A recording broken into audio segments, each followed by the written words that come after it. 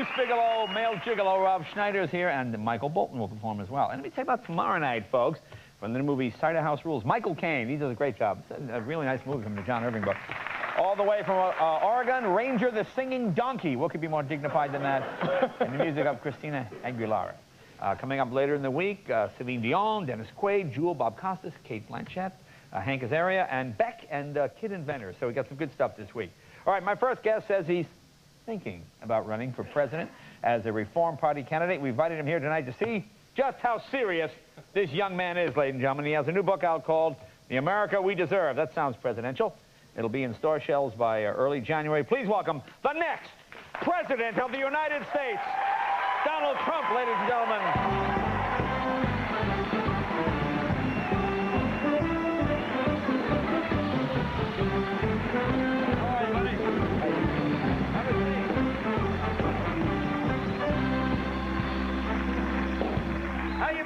Oh, so much press.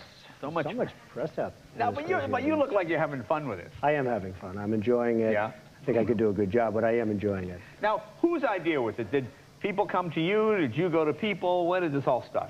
Well, an article was written in a magazine, a real estate magazine, about a great deal I did. And the writer said, Mr. Trump, would you ever think about running for president?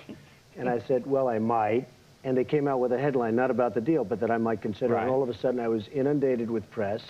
And here I sit. Here I am. I mean, in front of the legendary Jay Leno. I mean, have you thought about it before? I mean, have you ever been elected to anything? School president, fifth grade class? Just the president, chairman, vice president, secretary, treasurer of my own company. But that's a dictatorship. That's a dictatorship. I agree. See, this is democracy. That's true.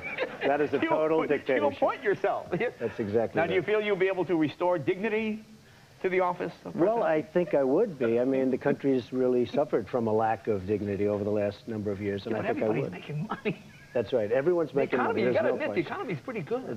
The economy has been good, and I'm one of the folks that it's been very good to. And the economy has been good, and I think the economy can stay good with the right person going in for the next 4 years. Now, they say a job like president requires a big ego.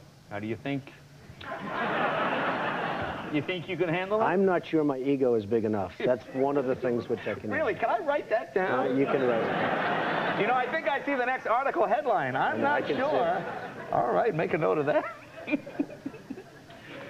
I mean, what do you think you would do as president? I mean, you know, the president only makes $400 grand a year. That's a bad weekend in Vegas for you. That's true. Yes. Yeah, that's the MGM grand, a couple of drinks, boom. I came out with something that a lot of my rich friends aren't totally in favor of, but it was a 14.25% tax on people with a net worth over $10 million. And what that does, you see, now not one of those folks clapping have a net worth over $10 million. But what that does is it pays off, virtually pays off the national debt, reduces taxes for the middle class, gets rid of the inheritance tax. Yeah, but wait, but see... Saves Social Security. But it seems to me, rich people just move their money offshore. They move it somewhere. It seems like you would do more harm than good. Like, if it looked like next January that's going to happen, instead of keeping my money in the United States, or if I'm one of those people, I would just move it to the Caymans or somewhere like that. They'd actually keep it here, Jay, because the economy would be so unbelievable. There'd be nothing like it. We'd have no debt as a country, and the economy would be so unbelievable, there'd be nothing like it. So it really, I think they'd really keep it. I'd keep my money here. I have a $700 million tax to pay or something if that passed. And not that I want to pay it, but again, rich save on inheritance, the country saves on Social Security, and everybody benefits. Make Bill Gates pay the whole damn thing. If anybody else... He could almost, and he could almost... What we do is, you move in, you nationalize Microsoft, you split it up, and everything's taken care of. Sounds like a reasonable idea. Now, how about your personal life? You know, when you're a candidate, they look into you, they scrutinize with a fine-tooth comb. Most presidents don't have 2 ex-wives? 2 ex-wives, that's right. They could have, but they haven't. No, I was married actually to 2 wonderful women. Yeah. And now I've had a very good time, I'd say, over the last period of time. It sounds like you had a hell of a time. That was a very good time. I didn't want to use that word, but it has been one hell of a time. Now, would your past be a problem? I don't think so. I think nowadays it's not, and who knows? We'll see. Well, I know you don't drink, right? I don't drink. I don't drink. I don't smoke. I never had a cup of coffee. Never had a cup of coffee? I never had drugs. I don't know what drugs are in terms of that. Wow. But, so that's the good news. However, but that begs I have dated. That begs the question, why? Well, that does. I see the people going, I'm going to never had a drink. What the hell's the matter with this? That is a little scary in itself, but I haven't. When Joe Sixpack never had a drink, what the hell is that? It's just something I chose. You know, I had a brother who had a big problem with alcoholism. Oh, I didn't know. Okay. And it just really, he taught me a tremendous amount. And one thing he taught me is stay away from the booze. And it was very important to me. And I've stayed away, not for any other reason. That, and I just don't like it. Yeah. So in that sense, I'm lucky. Now, how about a first lady? Would you hold a massive search? Well, you know, I'm a great believer in the institution of marriage, believe it or not. Okay. Really? This could be the story, but I really am. I am a tremendous believer in the institution, and I think it's something that's fabulous if you get the right woman. If you get the wrong woman, it is... Well, like if you got married in the White House, if you got married in the White House and got divorced, wouldn't she get like everything west of the Mississippi? I don't know. She might get half the White House. No, you'd need a good prenup. You'd have to get a prenup to save the country. How about some of the other candidates? Like now, McCain, this phony issue of his temper, which seems... I like a president. Well, it's a big issue, but, you know, you're locked up for 5 or 6 years, and it's a pretty big issue, and it's become a big issue. I watched the other day, he was being interviewed, and the only question he got was that very question. So it has become... Do you have a temper? Not too much of a temper, believe it or not. No, I don't have too much. But I remember you saying in an article once, you believe in an eye for an eye. That's true. I believe when somebody, and I was going to use a different word, but I think I can't on network television, but when somebody gets you, you want to get them. And I believe it. And, you know, maybe that makes me a bit... That's true. I've always believed it. Disrespected. Donald Corleone. No, but see, but being president, you'd have to be more diplomatic. Well, you'd be diplomatic, and you tone it down a little bit. But the fact is that, you know, I do believe in retribution. Yeah. Well, how about, wouldn't everything you own be put in a trust? Yeah. That happened to Jimmy Carter. You know, Jimmy Carter, everything he owned went in a trust. When he went back to private life again, everything was bankrupt. Well, the trust wasn't too big to start off with. Yeah. The fact is that everything I own would be put in trust, and I have very capable people working for me, and they'd run it, and I hope they do a good job.